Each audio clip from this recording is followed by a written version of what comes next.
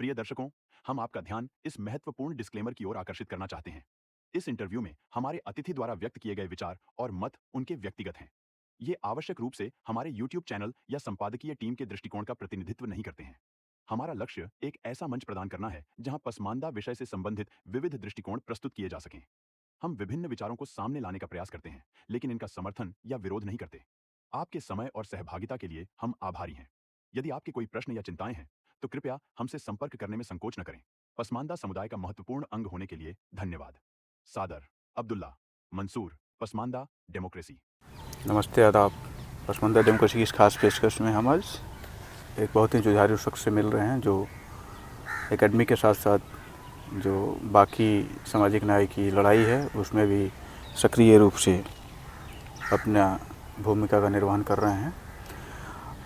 अभी बिहार में चुनाव होने वाले हैं और इसमें इंटेलेक्चुअल की भूमिका क्या होगी। जब इंटेलेक्चुअल की बात आपसे कर रहा हूँ तो इसमें जाहिर सी बात है कि पसमानदा इंटेलेक्चुअल की बात हो रही है।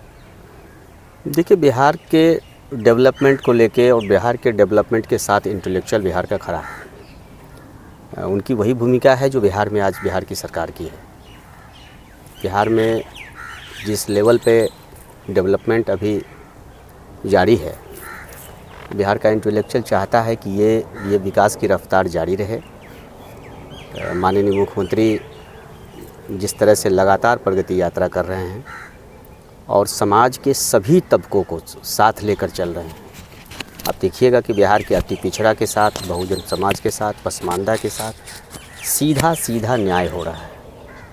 तो बिहार के इंटेलेक्चुअल ने ये तय किया है कि हम प्रगति के साथ हैं, डेवलपमेंट के साथ हैं, और ये डेवलपमेंट जिनके साथ खड़ा होगा बिहार का इंटेलेक्चुअल वहीं होगा। सारी पार्टियां डेवलपमेंट, भाईचारा और सहिष्णुता के नाम पे ही चुनाव मैदान में आती हैं, लेकिन जब बात आती है हिस्सेदारी की तो इस देश में केवल अधिकांश पार्टियां जो सामाजिक न्याय की बात करती हैं वो कहीं ना कहीं एक पक्षीय हो जाती हैं, या उस सामाजिक न्याय के धड़े में एक बहुत बड़ा तबका है वो कहीं दिखता नहीं है। आपको कैसा लग रहा है कि आने वाले समय में आपको लोकेट किया जाएगा अच्छे से और आपकी जो हिस्सेदारी है, आपका जो है सुनिश्चित हो पाएगा?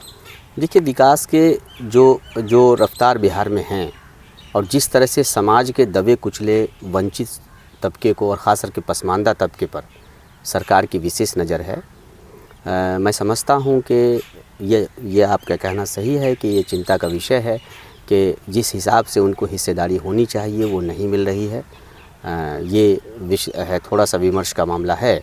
और जो बिहार में डेवलपमेंट का मामला अभी चल रहा है, तो मुझे लगता है कि सभी पार्टियों पर ये दबाव है कि बिहार में जो अति पिछड़ा समाज है, पसमानदा समाज है, जो बहुजन समाज है, शोषित वंचित तबका है, जो विकास के रास्ते से पिछड़ गए थे, जिनको लगातार मुख्यधारा में लाने की प्रयास जो है बिहार की सरकार अभी कर रही है।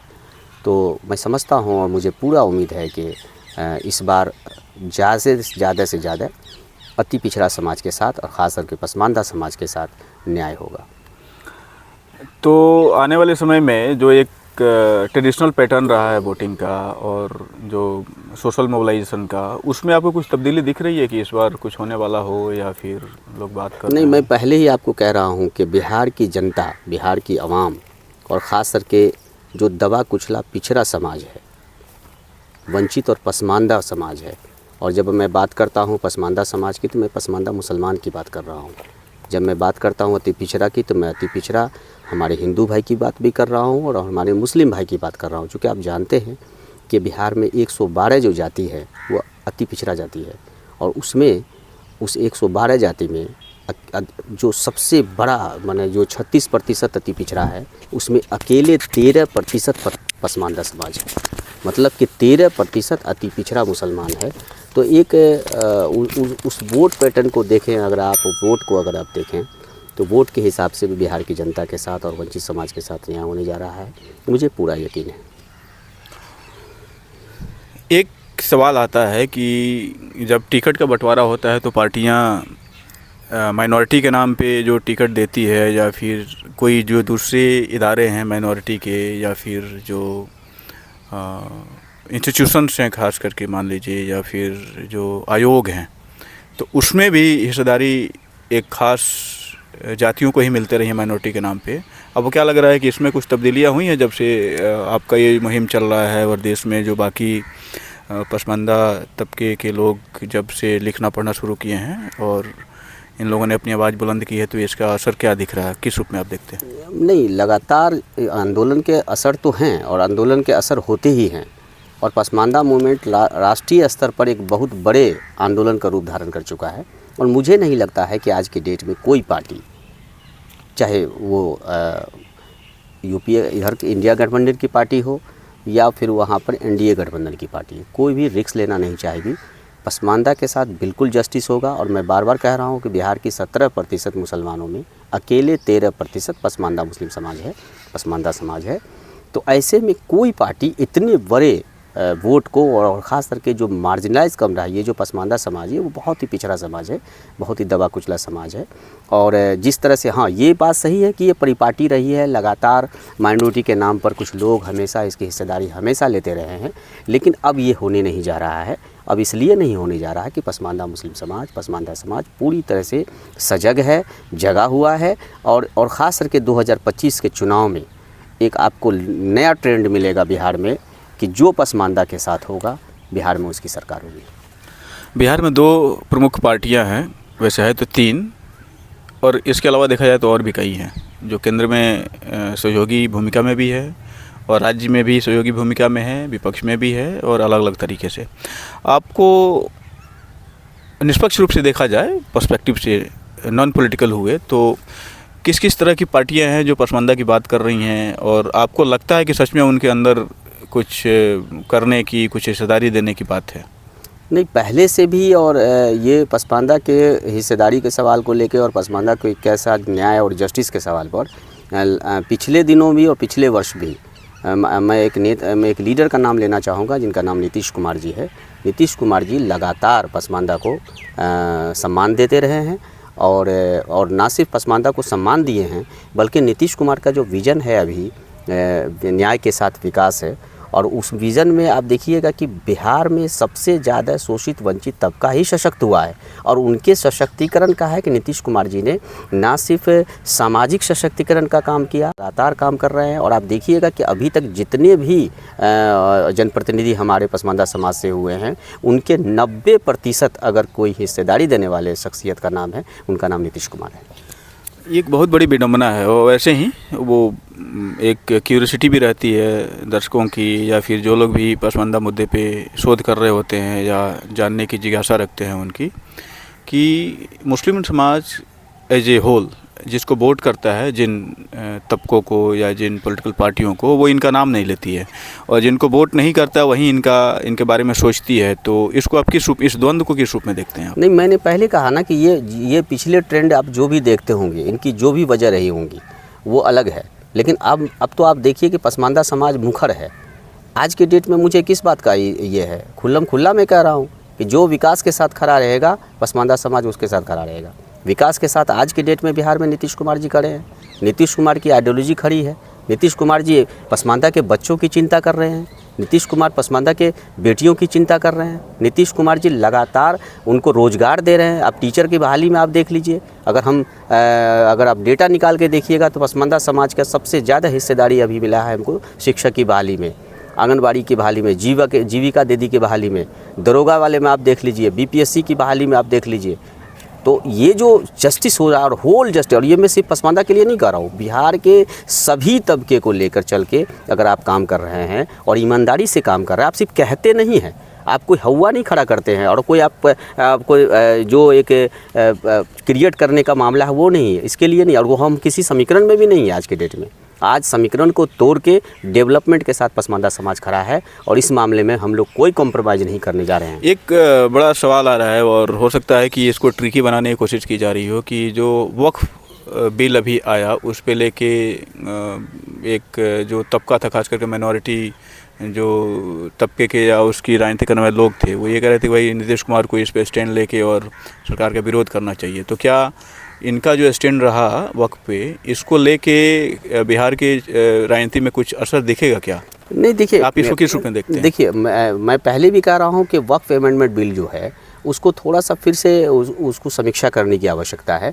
और हम लोगों ने माननीय नीतीश कुमार से भी कहा था कि इन सब चीज़ों पर थोड़ा सा विश्लेषण करके थोड़ा सा बढ़िया तरीके से जो है इसको समझ लिया जाए कि कहाँ क्या कमी है नहीं है, ख़ास करके वक्फ बाय यूजर को लेकर। और बहुत सारे वक्फ में जो अमेंडमेंट में जो कुछ संशोधन की आवश्यकता है, और ये हमारा डेमोक्रेटिक प्रोसेस है, कोई अंतिम नहीं है। अगर हम पार्लियामेंट में हैं और उनको बिल को लाया गया और उनको बिल को रख दिया गया है, तो फिर हमारे माननीय सांसद हैं जो सही सुझाव है उसको उन पे देना चाहिए, और जहाँ जहाँ लगे वहाँ पे कमी है। कहने का मतलब ये है कि इसको लेके जो एक रूमर क्रिएट किया जा रहा है उसमें पढ़ने की जरूरत नहीं है। यदि कोई चीज़ किसी भी रूमर में नहीं जा रहा। पसमानदा का सीधा एक सवाल है, आज भी एक सवाल है कि वक्फ के 10 लाख एकड़ में पसमानदा की हिस्सेदारी क्या है। वक्फ के 10 लाख एकड़ में पसमानदा समाज कहाँ है? वक्फ के 10 लाख एकड़ की ज़मीन पर आज के डेट में पसमानदा को कौन सी हिस्सेदारी मिली है? पहला सवाल, वो कौन लोग हैं जो 10 लाख एकड़ पर कुछ, और आप जानते हैं कि वो 4 से 5 परिवार है जिसने 10 लाख एकड़ के पसमानदा पे उस पर कब्जा किए हुए, वक्फ की ज़मीन पे कब्जा किए हुए। तो मेरा सवाल उन पर भी है कि उनकी फेल्योरिटी है। दूसरा, मुझे सरकार से भी आग्रह है कि आप इस पर थोड़ा सा पोलाइटली ढंग से समझिए कि ये अल्लाह का दान है और गरीब का है, ये तो पसमानदा की संपत्ति है ना।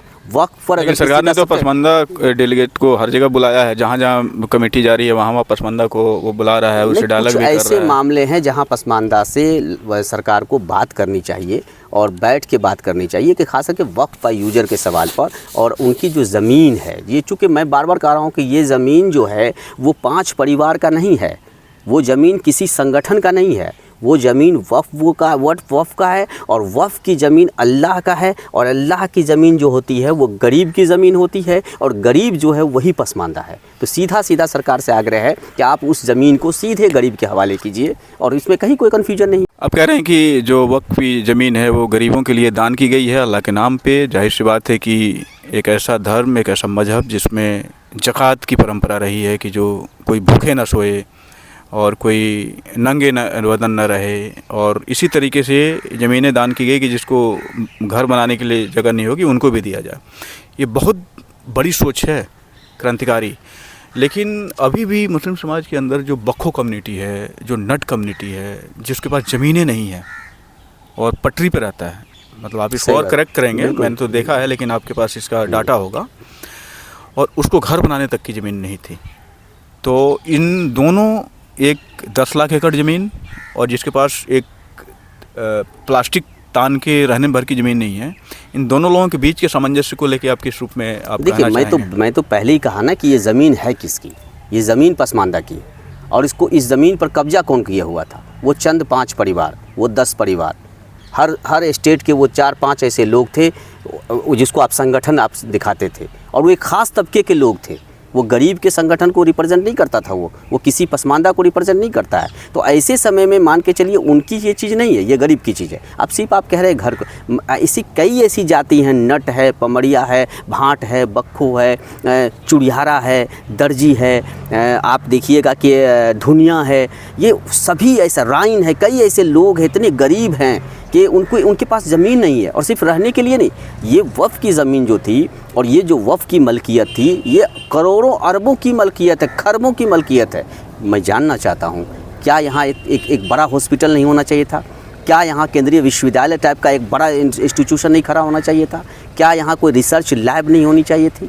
यहाँ होनी चाहिए थी। आपने हॉस्पिटल नहीं खोला, आपने यूनिवर्सिटी नहीं खोला, आपने कॉलेजेस नहीं खोले, आपने विद्यालय नहीं खोले। और वो अगर वो सभी खुलते तो हमारे गरीब का सशक्तिकरण होता, हमारे लोग मजबूत होते, और फिर आपको ये लड़ाई लड़ने की आवश्यकता नहीं पड़ती, है ना। तो मैं बार बार कहता हूँ कि उन तमाम चीज़ों को गरीब के हवाले कर दिया जाए जिसकी चीज़ है। मैं बार बार बोल रहा हूँ कि वक्फ की ज़मीन जो है पसमानदा की ज़मीन है, पसमानदा के लिए है, तो पसमानदा के हवाले कर दे। और पसमानदा के लिए करना क्या है?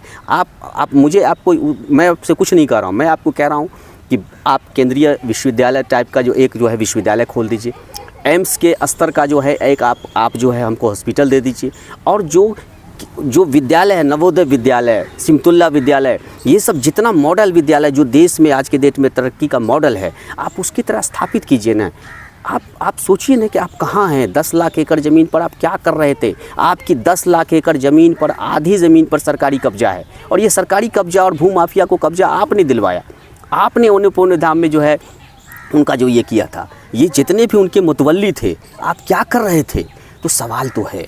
और आप ये कह के नहीं बच सकते हैं कि मुसलमानों की संपत्ति को हड़प। ये मुसलमान के और हिंदू की संपत्ति का मामला नहीं है, ये मामला इस देश की ज़मीन का है, इस देश के शोषित वंचितों की ज़मीन का है। और वो तमाम ज़मीन जिस पे गरीब का हक है, आपको गरीब को हक को वापस करना होगा। तो क्या पता हो सकता है कि सरकार यही सोच रही होगी। अगर सरकार ये सोच रही तो स्वागत होगा, लेकिन मैं सरकार से बार बार कह रहा हूँ कि वक्फ व यूज़र पर आप फिर से आग्रह मैं कर रहा हूँ कि आप उस पर बिल्कुल आप ध्यान दीजिए। इनकी जो आइडेंटिटी है, इनकी आइडेंटिटी के साथ छेड़छाड़ नहीं कीजिए, क्योंकि हमारा जो आर्टिकल 14 है, हमारा जो 15 है, हमारा जो 30 है, उसके साथ वायलेशन नहीं हो। चूँकि अगर उनके साथ वायलेशन होता है तो कॉन्स्टिट्यूशन के साथ वायलेशन होता है, संविधान के साथ। पटना आपकी कर्मस्थली है और आप उनसे जुड़े हुए हैं और आप वहाँ पे ज़मीनी काम भी करते हैं। तो पटना में एक जगह है जहाँ पे बख्खो कम्युनिटी के लोगों की आबादी बहुत ज़्यादा है, लेकिन उनको घर बनाने तक की ज़मीनें नहीं है वहाँ पे। ये पटना का सबसे बड़ा स्लम इलाका है, कमला नेहरू नगर,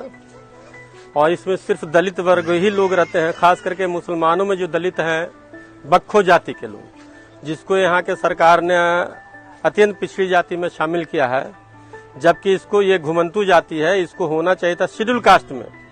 सच्चर कमेटी ने भी रिकमेंडेशन किया, रंगनाथ मिश्रा ने भी रिकमेंडेशन किया, लेकिन आज तक शेड्यूल कास्ट में बख्खो जाति को शामिल नहीं किया गया। और बिहार में इतने दिनों से पसमानदा मूवमेंट और पसमानदा जागरूकता रही है, और क्या एक सवाल ये है कि पसमानदा के जो लीडर्स हैं वो लोग क्या किए इसको लेके। तो उन लोगों ने उनको घर बनाने के लिए या उनको रिसेटल करने के लिए कभी उन लोगों ने इस पे विचार क्यों नहीं किया कि जो ज़मीनें हैं उस पे उनको एस्टेब्लिश किया सके। ये सही है। देखिए एक्चुअली क्या हुआ है ना कि पसमानदा आंदोलन जिस तेज़ी से और जिस रफ्तार से आइडियोलॉजी के साथ बढ़ रहा था, कहीं ना कहीं उसमें बीच में एरर आया। और एरर ये आया, हालांकि वो भी एक आइडेंटिटी का सवाल था, वो भी एक पॉलिटिकल सशक्तिकरण का सवाल था, राजनीति सशक्त हो रहे थे हमारे समाज। आप कमला नेहरू नगर की बात कर रहे हैं, आप बात कर रहे हैं अंबेडकर भवन की बात कर रहे हैं। ये 2 पॉइंट पटना का है। और गाय घाट के नीचे ये मैं 3 पॉइंट आपको चिन्हित करता हूँ, जिसमें कमला नेहरू नगर और गाय घाट के नीचे और अंबेडकर भवन, ये तमाम जगह हमारे नट और पमरिया और बख्खो जाति के हमारे साथी रहते हैं और बहुत दुखद स्थिति में है। और ऐसा नहीं है, सरकार ने चिंता की है। अंबेडकर भवन में बजाबते भवन बना के उनको दिया गया है। आप जाके वहाँ देखिए। आप ये सनीचरा से थोड़ा सा पूरब चले जाइएगा, सुल्तानगंज के इलाके में ये अंबेडकर भवन है। और उसी तरह से कमला नेहरू नगर जो स्टेशन के आसपास का इलाका है, और उसके बीच में बहुत ही पॉश इलाके के बीच में वो एक झुग्गी बना है। तो ये सिर्फ किसी पसमानदा लीडर के लिए चुनौती नहीं है, ये हमारे डेमोक्रेसी के सामने चुनौती खड़ा करता है। वो क्या होता है, ये हमारे तमाम डेमोक्रेटिक में आप देखिए, उनके पास उनके 100 में विधानसभा है। तो ये सवाल वहाँ भी है कि आपके सामने वो गरीब झुग्गी का बस्ती बना हुआ है और उस पर हमारी तमाम लोगों की नज़र नहीं जा रही है। तो इस पे लगता है कि हमको विमर्श की आवश्यकता है, काम करने की। उसमें 2 चीज़ें होती है। जैसे मान लीजिए कि जो दलित आंदोलन है, हमें तो एक पैरेलली देख के चलना है ना। इस देश में जो अलग आंदोलन रहे हैं, उनके कोर्स ऑफ एक्शन, उसके रिजल्ट और उसके सेटलमेंट और बाकी जो डेवलपमेंट है, उसको हमें एक पैटर्न के तौर पर देखना पड़ेगा। तो इन लोगों ने जहाँ जहाँ ज़मीनें जैसे गैर मंजूर हुआ थी या फिर भूदान आंदोलन में सब मिला, तो इनको कहीं ना कहीं रेस्टोरेंट करने की व्यवस्था की गई। ये इनके अंदर से आवाज़ उठी थी। तो इस तरीके से आवाज़ पसमानदा कम्युनिटी के अंदर से क्यों नहीं उठी? उन्होंने ज़मीन को लेकर कभी बातचीत की? देखिए, पसमानदा आंदोलन को कई स्तर पर अभी काम करना पड़ेगा। मैं बार बार कह रहा हूँ कि पसमानदा आंदोलन अभी शिशु अवस्था से किशोर भी नहीं बना है, ये अभी बाल अवस्था में भी है। और बाल अवस्था में है तो जाहिर सी बात है, जो चीज़ इनको फेस करना पड़ता है और इनके अपने लोग ही फेस कर रहे हैं। कमला नेहरू नगर में कोई दूसरा तबका जाके वहाँ नहीं रहा, वहाँ नट पमरिया भाट बख्खो ही रह रहे हैं, हमारे ही भाई रह रहे हैं, हमारी बहन ही रह रही है, तख्त में हम हैं। तो हम अपनी आइडेंटिटी को चिन्हित भी कर रहे हैं, हम सवाल भी कर रहे हैं, हम लगातार काम भी हम लोग कर रहे हैं। और कई चीज़ सामने आ रहा है। सिर्फ आप ज़मीन का सवाल अभी नहीं है, सिर्फ रहने का सवाल नहीं है, सिर्फ नौकरी का सवाल नहीं है, शिक्षा का भी बहुत महत्वपूर्ण सवाल है। हमारे बच्चे को अभी भी वो चीज़ प्रोवाइड नहीं हो रहा है जो मुझे प्रोवाइड होनी चाहिए। रोटी, कपड़ा और मकान, 3 जो बातें की जाती है। तो रोटी की बात तो चलिए, लोग अपने मेहनत कष्ट मजदूरी से काम कर ले रहे हैं और कपड़ा मिल जा रहा है उससे। लेकिन मकान का जहाँ तक सवाल है, वो एक बड़ा इशू होता है कि उसमें कैसे घर बनाया जाए, घर के लिए ज़मीन कैसे मिले। 2 रास्ते होते हैं, या तो व्यक्ति की खुद कैपेसिटी हो तो वो ख़रीद सके, नहीं तो उसके लिए जो ज़मीन या तो उसके हिस्से की है या सरकार के संरक्षण में है और सरकार को लगता है कि उसे देना चाहिए, तो उस पर बात कर सकती है। तो इसको लेकर मान लीजिए कि वक्फ की बात इसलिए आती है, जो आप कह रहे हैं ना, गरीबों के लिए दी गई, ये सब चीज़ें की गई, और जाहिर सी बात है कि इस्लाम बहुत इंसाफ परस्ती और भाईचारे की बात भी करता है। बिल्कुल। तो एक किसी के पास 10 लाख एकड़ ज़मीन है और किसी के पास 10 धूर भी नहीं है, तो सबसे पहले उसकी डेमोक्रेटिक चीज़ें जो है वो अपने अंदर से निकलनी चाहिए, तो वो नहीं निकल पाई। इस पर आप क्या कहना चाहेंगे? नहीं, बिल्कुल ये आप सही कह रहे हैं, लेकिन बिहार में एक अलग परिप्रेक्ष्य है। बिहार में बिहार की सरकार ने ऐसे लोगों के लिए, ख़ास करके गरीब लोगों के लिए 3 डिसमिल ज़मीन जो है उनका अपना एक चल रहा है। दूसरा ये है कि हमारे यहाँ सर्वे चल रहा है, बिहार में अभी सर्वे चल रहा है। सर्वे में सरकार की पहली मंशा है कि जो लोग हैं जो भूमिहीन हैं, ऐसे लोगों को चिन्हित करके बसाएंगे। और सरकार ने एक और काम बहुत अच्छा किया है बिहार में। एक काम ये है कि उन्होंने आवासीय विद्यालय खोला और पसमानदा समाज के लिए खोला है। वो वक्फ की ही ज़मीन है। किशनगंज में जो आप देख रहे हैं या कई जगह जो आप वक्फ की ज़मीन देख रहे हैं आज के डेट में भी, ऐसा नहीं कि अब वक्फ का ये अमेंडमेंट आएगा तभी सरकार ने इसका पहल किया, नहीं, पहले से ये काम हमारे यहाँ हो रहा है बिहार में।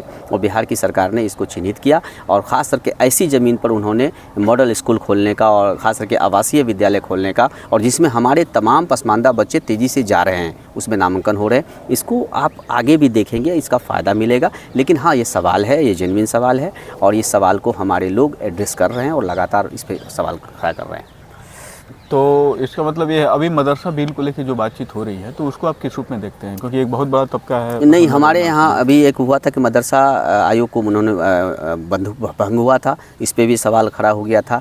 लेकिन मदरसा भंग करने के पीछे जो सरकार की अपनी वजह थी कि वो लगातार उसको मॉडर्नाइजेशन करना चाह रहे थे, लगातार उनको जोड़ना चाह रहे थे और मॉडर्न कॉन्सेप्ट के साथ जो है वो सिलेबस को भी थोड़ा सा बेहतर करना चाह रहे थे। और वो पहले से था भी। और लगातार बिहार में मदरसा जो है आप देखिएगा कि अन्य जगहों के बनिस्बत बिहार के जो मदरसे हैं वो बहुत ही रिच हैं और बहुत ही अच्छे तरीके से चल रहे हैं। उस पर लगातार प्रयास सरकार की है कि उसको बेहतर किया जा सके। लेकिन अब है कि और उसमें बच्चे कौन हैं? बच्चे तो हमारे पसमानदा के ही हैं।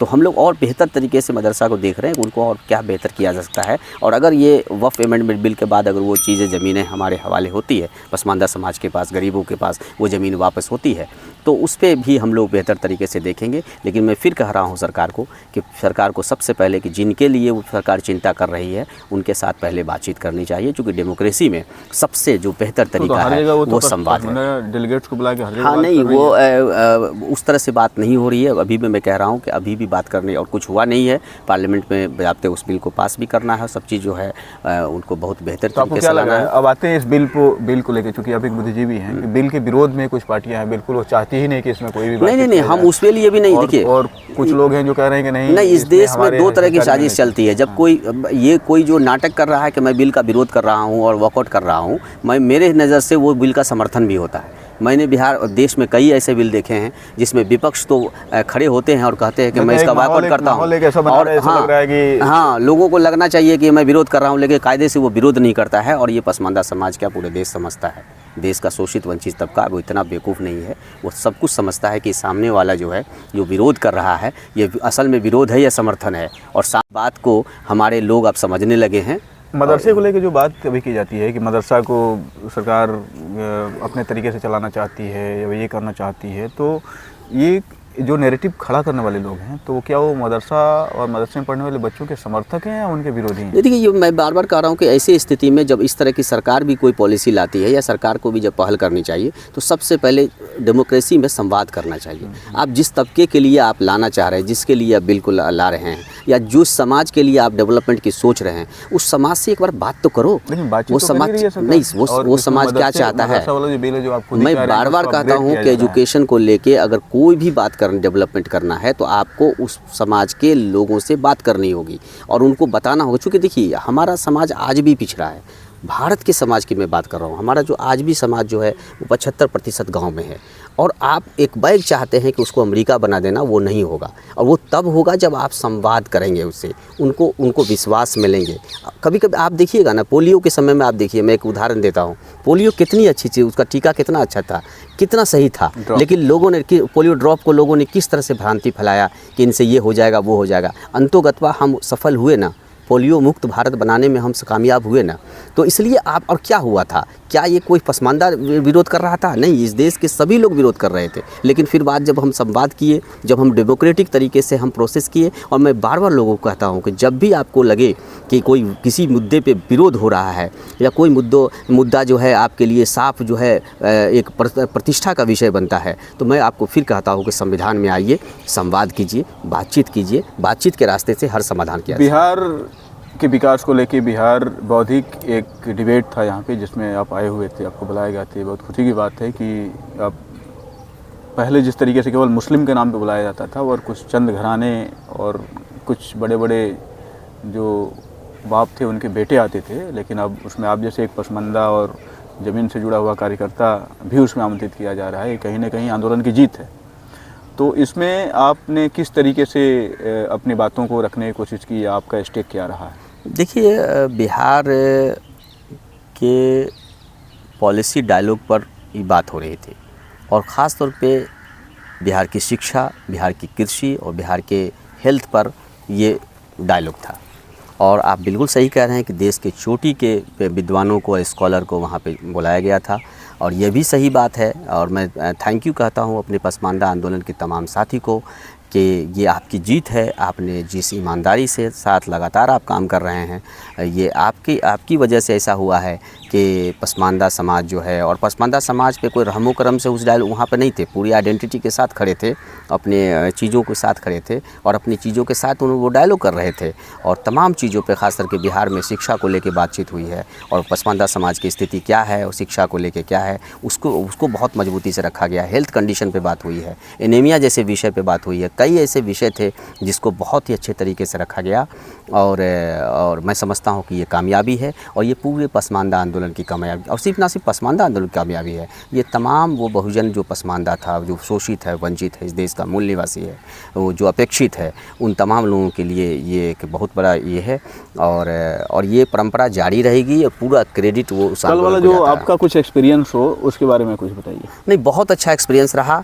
बहुत ईमानदारी से तमाम लोगों ने अपनी बात को रखा, और ख़ास करके जेएनयू के बड़े एक्सपर्ट लोग आए हुए थे, यूनेस्को के फेलो लोग आए हुए थे, नीति आयोग के लोग थे, उसमें बहुत अच्छे एक्सपर्ट लोग थे, और उन्होंने बिहार को समझा, बिहार को नए संदर्भ में समझा। और ये जो बार बार बिहार को बीमारू राज्य या बिहार को पलायनवादी राज्य या बिहार जो है वो विकसित नहीं है, बीमार है, उसको हम लोगों ने डायरेक्ट तोड़ने का काम किया। क्या था?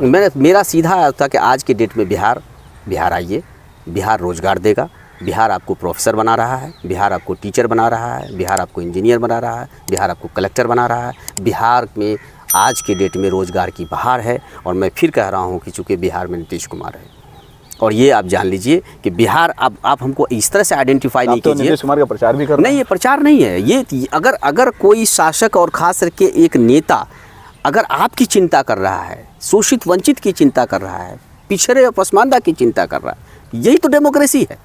अगर कोई गरीब और जनता की चिंता कर रहा है, और जनता का सेवक अगर वो ईमानदारी से उसकी बात कर रहा है, कोई डिस्क्रिमिनेशन नहीं कर रहा है, आप आइए ना हमारे यहाँ। अभी आप 4,000 4,500 की प्रोफेसर की बाली है, आप देख लीजिए। जेएनयू के कई लोगों का सिलेक्शन हुआ है, जामिया मिलिया के कई लोगों का सिलेक्शन, दिल्ली यूनिवर्सिटी कई लोगों का सिलेक्शन हुआ। आज हम रोजगार दे रहे हैं। बिहार को आप बीमारू राज्य कह के आप उसको अपमानित तो केंद्र के मोदी जी भी तो पसमानदा की चिंता करते हैं। बिल्कुल चिंता कर रहे हैं, बिल्कुल। आज अगर मैं समझता हूं कि केंद्र की सरकार का सपोर्ट हमको बिहार में नहीं होता, डबल इंजन की सरकार नहीं होती, तो क्या हम रोजगार देने की स्थिति में होते? तो मैं समझता हूं कि बिहार बहुत मजबूती से, आप बिहार को ये कह के नहीं कह सकते हैं कि बीमार है, बदहाल है। ठीक है, हमारे यहाँ फ्लड का समस्या है, हमारे यहाँ बहुत सारी समस्या है, लेकिन लगातार हम जूझ के हम खुद से खड़े हो रहे हैं, और बहुत ही मजबूती से आज के डेट में जॉब देने वाले राज्य में हम शामिल हैं। और भारत में सबसे ज़्यादा सरकारी नौकरी देने वाला अगर इस देश में कोई राज्य है तो वो बिहार। लग रहा है कि आने वाले समय में जिस तरीके से केंद्र की सरकार और मोदी जी जो चिंता कर रहे हैं, वो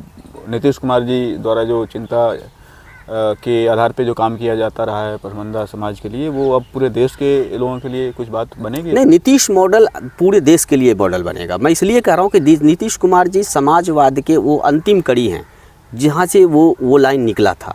और प्योर समाजवादी आज के डेट में अगर कोई है तो नीतीश कुमार है, और नीतीश कुमार सबकी चिंता कर रहे हैं। इसलिए तो केंद्र में जाके मिलकर सरकार तो ये बिहार मॉडल जो है ना, ये देश के लिए लागू हो गया है। अब अगर रोजगार कैसे देना है, किस तरह से सरकारी रोजगार पैदा किया जा सकता है, कैसे रोजगार को बढ़ावा दिया जा सकता है, ये आपको बिहार से लानी होगी। केंद्र सरकार भी तो इस पे बात कर रही है, लगातार केंद्र सरकार देख रही है, लगातार अभी बजट के एलोकेशन में आपने देखा है कि लगातार हमको फ्लड को लेके जो है, अभी जो वेस्टर्न कैनाल पर बात हुई है, हालांकि ये चिंता थोड़ा सा हम लोग को इस बात का है कि अगर ईस्टर्न कैनाल पे भी बात होती, थोड़ा सा उस ईस्टर्न कैनाल को भी जो है वो फंड होता, तो फिर हम लोग बिहार में देख रहे हैं, हम लोग सरकार से मांग करेंगे कि वेस्टर्न कैनाल को जितना फंड मिला है, ये तो बिहार की स्थिति हुई है। पार्टिकुलरली जो हम पसमानदा समाज पे हम दें, क्योंकि सबसे ज़्यादा मुख्यधारा से वही वंचित है, उसी तक जो है विकास की धार अभी तक नहीं पहुंच पाती है। बिहार में कुछ हद तक हुआ है, लेकिन अब केंद्र सरकार, चूँकि केंद्र सरकार के साथ नीतीश गवर्नमेंट भी है, नीतीश की सरकार भी शामिल है, तो आपको क्या लग रहा है आने वाले समय में ये चीज़ें और नहीं, मुझे लगता है कि मैं इतना ही जानता हूँ कि माननीय प्रधानमंत्री जी जिस तरह से हैदराबाद के कन्वेंशन में, सम्मेलन में, और जिस तरह से दिल्ली के सम्मेलन में पसमानदा समाज को एड्रेस किया था, ये वोट बैंक की राजनीति करने वालों ने हमारे जो पसमानदा मुसलमान भाई बहन हैं, उनका तो जीना भी मुश्किल करके रखा हुआ है। वो तो तबाह हो गए, उनको कोई फायदा नहीं मिला है। वे कष्ट में गुजारा करते हैं, उनकी आवाज सुनने के लिए कोई तैयार नहीं है। उनके ही धर्म के एक वर्ग ने पसमानदा मुसलमानों का इतना शोषण किया है, लेकिन इसके ऊपर कभी देश में चर्चा नहीं हुई। जो पसमानदा मुसलमान है, उन्हें आज भी बराबरी का हक नहीं मिलता, उन्हें नीचा और अछूत समझा जाता है। जो बात पसमानदा समाज के लिए आज तक किसी भी प्राइम मिनिस्टर ने 50 साल में किसी प्राइम मिनिस्टर ने नहीं कहा, वो बात हमारे माननीय मोदी जी ने कहा है। मैं सिर्फ इतना जोड़ना चाहता हूँ कि वो चीज़ को ज़मीन पर उतार दिया जाए। अगर जिस दिन ज़मीन पर उतार दिया जाएगा, भारत की राजनीति बदल जाएगी। और ये जो लोग बांटने की राजनीति कर रहे हैं, एक नए चश्मे के साथ जो है राजनीति को देखते हैं, हमेशा लोग A to Z और पता नहीं कौन कौन सा ABCD करने लगते हैं चुनाव के समय में, ये सब पर मामला विराम लग जाएगा। तो ये तो पहले से तो मैं ये फिर कह रहा हूँ कि माननीय प्रधानमंत्री जी जो लाइन बोले, क्योंकि मुझे लगता है कि इतिहास में भारत के किसी प्राइम मिनिस्टर ने, भारत के किसी मुख्यमंत्री ने वो लाइन कहा होगा, पसमानदा के उस दर्द को कहा होगा जो प्रधानमंत्री ने कहा है। और सिर्फ प्राइम मिनिस्टर साहब ने जो कहा है, उसको मैं सिर्फ इतना कहता हूं कि उसका मात्र हम 50% नहीं कर रहे हैं, हम 70% नहीं कर रहे हैं। मैं उनका कह रहा हूं कि आप 5% कर दीजिए। आप सिर्फ उत्तर प्रदेश में प्रयोग किया है। सिर्फ 5% कर दीजिए। मैं कह देता हूं कि भारत की राजनीति बदल जाएगी और लोगों को नए सिरे से सोचना पड़ेगा। और ये जो राजनीति का जो सेंट्रलाइजेशन खड़ा हुआ है, जिसको मैं बार बार कहता हूं कि वन वे रहे, लेकिन डिसेंट्रलाइजेशन करके अगर राजनीति को सशक्त किया जाए तो बेहतर मॉडल खड़ा होगा। यही मेरा अब देखिए, देश भर में चीज़ें कहीं कहीं तो बदली दिखी रही। जैसे उत्तर प्रदेश एक बड़ा उदाहरण है, जहाँ पे जो भी माइनॉरिटी के नाम पे अशराफ को मिलता था वो सारे पसमानदा को मिला है। बिहार में देखा जाए तो केंद्र की सरकार, मतलब भाजपा ने भी कुछ पसमानदा चेहरे खड़े किए हैं, जहाँ से अशराफ को हटा के और पसमानदा को अब एस्टैब्लिश कर रहे हैं। उसमें आप जानते होंगे बेहतर तरीके। मैं बार बार कहता हूं कि आप सब कुछ कर रहे हैं, बहुत अच्छा। निश्चित तौर पे आपने बजट एलोकेशन किया है, आपने पसमानदा के लिए भी किया है, पसमानदा को आपने छोड़ा नहीं है। आप थोड़ा सा एक कदम आगे बढ़ जाइए। और मैं जानता हूं इस देश में अगर किसी भी व्यक्ति में इच्छा शक्ति है तो देश के प्रधानमंत्री में है, माननीय मोदी जी में है, वो इच्छा शक्ति है। और मैं एक कदम सिर्फ कहता हूं कि सिर्फ आप बिहार में जब इस बार चुनाव होने जा रहा है, आप सबसे पहली सूची जो जारी होगी ना विधानसभा के उम्मीदवार की, तो मैं देखना चाहता हूं कि उस सूची में माननीय प्रधानमंत्री जी आप इसको अपने स्तर से लें और उसमें पसमानदा दिखाई पड़े। मैं आज के डेट में आपको मैं साबित कर दूंगा कि बिहार में अगला सरकार किसका होगा। मैं आज बता दूंगा, अगर आज के डेट में इस बात को लेकर इच्छा शक्ति सिर्फ वहाँ पर ये आ जाए, क्योंकि वो सूची बहुत खतरनाक स्थिति में होता है। वहाँ लगता है कि आप बहुत कुछ कर रहे हैं। अरे आप टीचर बना रहे हैं ना, आपके पैसे से बन रहे हैं ना, आप पैसा दे रहे हैं तभी तो हम वहाँ नौकरी दे रहे हैं ना, आप केंद्र में बजट दे रहे हैं तभी तो हमको वो मिल रहा है ना, राज्य का जो एलोकेशन हो रहा है वो आपकी वजह से हो रहा है ना, क्रेडिट आपको भी जाता है ना। तो सिर्फ कद इच्छा शक्ति और जगा दे। और मुझे पूरा भरोसा है, माननीय प्रधानमंत्री पर पूरा भरोसा है कि ये वही कर सकते हैं, क्योंकि पिछले किसी प्रधानमंत्री ने नहीं किया, पिछले किसी मुख्यमंत्री ने नहीं किया। प्रधानमंत्री या प्रधानमंत्री के जो सहयोगी लोग यदि इस वीडियो को देखें तो ये मुझे पूरा भरोसा है। साहब है और ये कैंडिडेट हैं, काफ़ी अच्छे इन्होंने काम भी किए हैं बिहार में और इनको मौका मिलनी चाहिए। नहीं, ये फिरोज मंसूरी का सवाल नहीं, ये जो पसमानदा आंदोलन है, मैं सीधा कहता हूँ कि पसमानदा समाज जो 13% समाज है बिहार में, 17% मुसलमानों का अकेले 13% समाज, आप जान लीजिए कि हमारा यादव भाई है वो 14% है और 14% से सिर्फ 1% पीछे है। और बिहार में मुख्यमंत्री हमारे दावेदार कौन हो रहे हैं? तेजस्वी जी हो रहे हैं, तेजस्वी जी हो रहे हैं। और हम पसमानदा समाज से आते हैं और 13% की हिस्सेदारी के साथ खड़े रहते हैं, तो हमारी स्थिति क्या होती है? हमारी टिकट की स्थिति क्या है? हमारा विधानसभा में क्या रिप्रेजेंटेशन है? हमारा लोकसभा में क्या रिप्रेजेंटेशन है? हमारा MLC में हमारा क्या रिप्रेजेंटेशन? और सिर्फ ये नहीं बल्कि तमाम जितने भी सेक्टर हैं, हमेशा लोग राजनीति सेक्टर को ज़्यादा बेहतर और उस पर बात करता है। मैं बताऊँ आप उसको छोड़ दीजिए, नीतीश मॉडल को अपनाइए। नीतीश जी ने आज के डेट में टीचर की बहाली में पसमानदा समाज लाखों में है और 1 लाख ही अगर हम उसको 10 लाख में अगर 1 लाख पसमानदा समाज की नौकरी हुई है तो 50,000 और 40,000 से गुना कीजिए। हम आज के डेट में किसी भी विधानसभा के MLA से ज़्यादा बजट के साथ अपने बच्चों को पढ़ा रहे हैं, उसी बच्चे अपने घर को संवार रहे हैं, सींच रहे हैं और इस मॉडल का नाम है नीतीश मॉडल। नीतीश कुमार जी समाजवाद के असली नायक हैं। नीतीश कुमार जी कर्पूरी और लोहिया के असली वारिस हैं। आज उस पर जितना एलिगेशन आप लगा लीजिए, लेकिन हम जैसा पसमानदा का जो सेवक है, पसमानदा का जो सिपाही है, अगर जब तक इस बात को जब जो डेवलपमेंट के साथ खड़ा रहेगा, पसमानदा वहाँ खड़ा रहेगा। केंद्र में आप किसको देखते हैं? दूसरे नीतीश कुमार को यदि केंद्र में बैठाया जाए तो वो क्या इस काम को लागू कर सकते हैं? नहीं, हम कौन होते हैं बैठाने वाले? राज्य के समाजवाद पर, नीतीश जी के काम पर, नीतीश जी के मॉडल पर, और नीतीश जी ने सबको साथ लेके जो काम किया है, ये पूरे देश के लिए मॉडल है। तो बिहार का मॉडल तो देश के लोगों को भी तो बिल्कुल ये मॉडल बिल्कुल होना चाहिए और हम समझते हैं कि इस पे काम होगा। फिर मैं कह रहा हूँ कि माननीय प्रधानमंत्री से आग्रह है कि आपके तमाम काम हैं और आपसे ही उम्मीद है, चूँकि जो काम आज तक किसी ने ही नहीं किया, मोदी जी ने किया है। तो मोदी जी, ये जो आपसे आग्रह है कि ये जो विधानसभा की सूची तैयार होगी, आपके जो जायसवाल साहब अध्यक्ष हैं और बाकी जो आपके भारतीय जनता पार्टी के लोग हैं, जो आपके संसदीय दल के तमाम लोग जो चिन्हित करते हैं टिकट में, मैं उस पहली सूची में देखना चाहता हूँ। और अगर उस सूची में पसमानदा दिखाई पड़ गया तो बिहार की राजनीति एक तरफा होगी। आपको चुनाव लड़ने की आवश्यकता नहीं है, आप तैयारी करें। ये तो बहुत अच्छी बात है। पॉलिटिकल रूप से बहुत ही ज़्यादा मोटिवेटेड और पॉलिटिकली इंक्लाइंड ये बातें हो रही हैं। इसके साथ साथ नीतिगत बातों पे भी थोड़ी ध्यान देना ज़रूरी है, क्योंकि जो कुछ भी वंचित लोगों के जीवन में तब्दीलियाँ आती हैं वो नीतियों से आती हैं। और नीति का सवाल जब आता है तो इसमें न केवल प्रदेश बल्कि केंद्र से भी होता है। तो आप पहले से और अब में कुछ आप अंतर देख रहे हैं? जो पहले नीतियाँ बनती थी तो कुछ और लोग पसमानदा के बिहाफ पे जाके बात करते थे, अभी पसमानदा लोग डायरेक्ट जाके अपनी बात कर रहे हैं। नहीं, बहुत बदलाव है। और ये डेमोक्रेसी, देखिए हमारा डेमोक्रेसी बहुत रिच हुआ है। हमारे डेमोक्रेसी में बाबा साहब अम्बेडकर ने, हमारे संविधान सभा के तमाम लोगों ने, सरदार पटेल ने, तो तमाम लोग जो संविधान सभा के लोग थे, उन लोगों ने जो सपना देखा था और आज के डेट में 2025 में वो सपना बिल्कुल साकार होता दिखता रहा है। और जनता ज़्यादा मजबूत होने की स्थिति में है, जनता फैसला लेने की स्थिति में है। आप लाख एलिगेशन लगा लें, जनता मालिक है। और मैं समझता हूं कि नीतिगत बदलाव भी हुआ है। अभी भी तो यही आरोप लगाए जाते हैं कि नहीं, मतलब अशराफ जो एक जो वो कार्ड प्ले करता है अपने तरीके से, वो चाहता है कि नहीं, जो कुछ भी विकास की धारा से जोड़ने की बात हो रही हो या हिस्सेदारी की बात हो रही हो, तो उसमें कम्युनलिज्म का कार्ड पहले खेलता है। नहीं, ये जो कम्युनलिज्म का कार्ड है, ये अवरोधक तत्व है, ये डेवलपमेंट के अवरोधक। मैं बार बार आपको कह रहा हूँ कि मुझे इससे कोई लेना देना नहीं है, डेवलपमेंट मुझे चाहिए। और जब डेवलपमेंट होगा ना तो कम्युनलिज्म ऑटोमेटिक ख़त्म हो जाएगा।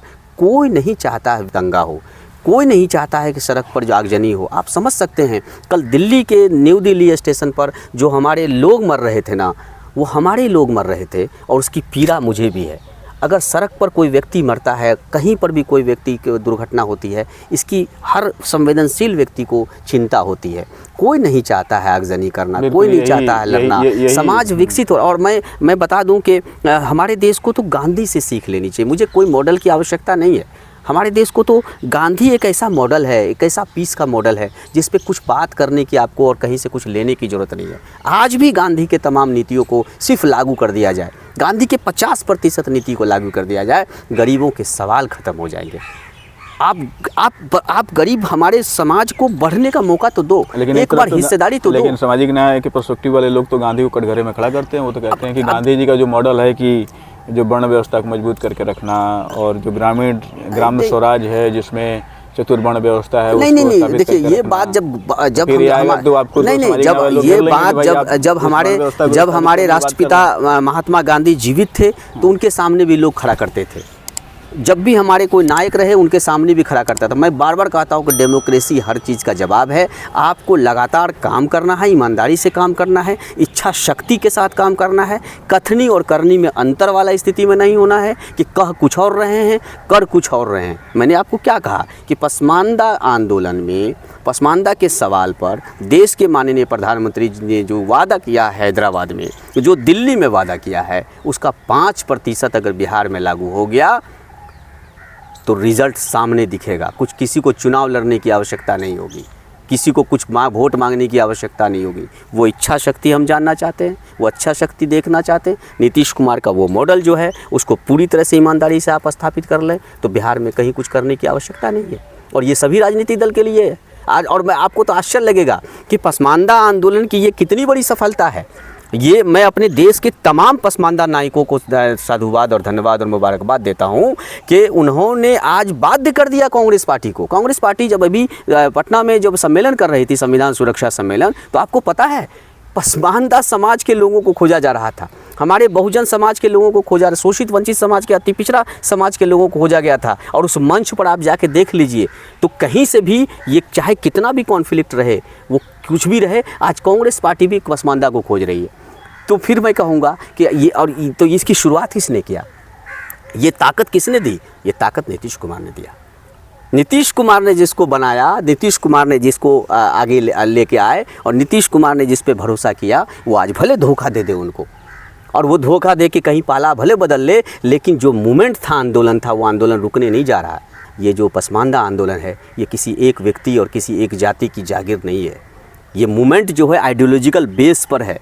ये आंदोलन पेरियार का आंदोलन है, ये आंदोलन सावित्रीबाई फूले का आंदोलन है, ये आंदोलन लोहिया का आंदोलन है, और ये आंदोलन कर्पूरी ठाकुर का है, ये कयूम अंसारी का आंदोलन है, हमारे बाबा आसिम बिहारी का आंदोलन है, अतीकुर रहमान आरवी का आंदोलन है, हमारे तमाम जो मुजाहिद थे जो शहीद हो गए स्वतंत्रता सेनानी, ये उनका आंदोलन है। और ये आंदोलन अब रुकने नहीं जा रहा है। पूरी तरह से हम लोग तैयार हैं और 2025 के चुनाव में दमखम के साथ खड़े हैं। और एक लाइन में है कि जो पसमानदा की बात करेगा, जो डेवलपमेंट की बात करेगा, पसमानदा समाज वहाँ खड़ा रहेगा। बहुत धन्यवाद।